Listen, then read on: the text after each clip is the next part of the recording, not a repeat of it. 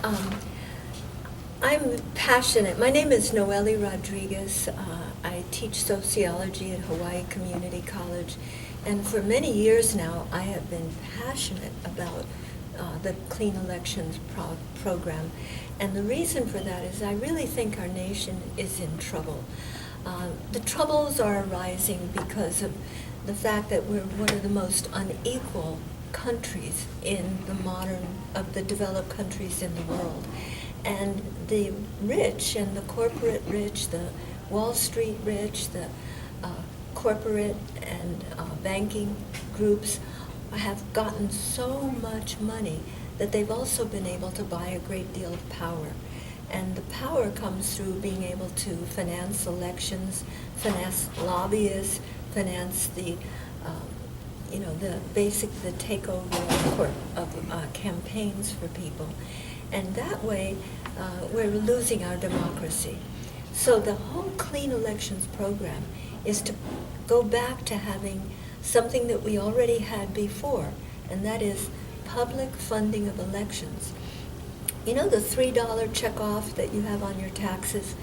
That is what goes to funding clean elections. And the Hawaii program had at one point developed $5.5 million for its clean elections piggy bank. And when we did the Clean Elections program on the Big Island it was like a pilot program in 2010 and 2012, it was totally successful.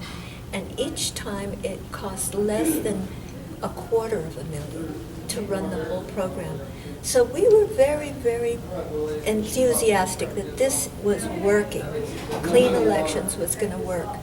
And so we're very hopeful right now. We have a bill in the state legislature, Bill HB 2533, that is to get the legislature to put the general fund to fund the state representatives in the House with state money if they want to. Now, if people think, okay, how come I don't just say I want to run for office, give me money, and that people just could get money like that? Well, the program runs like this.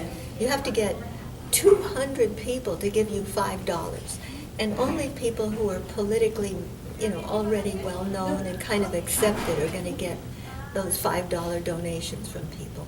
So that makes it possible, and that's why it worked so beautifully on the Big Island, that the people who people knew were good people, could run for office, got in.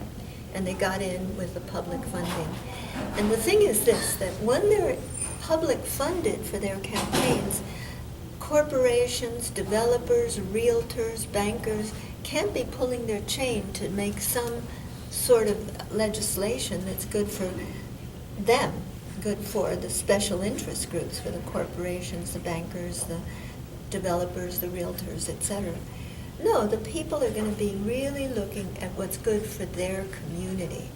And that is what democracy is all about. So clean elections is critical to our democracy, to keeping our democracy. And so I urge everybody to, number one, check off your $3.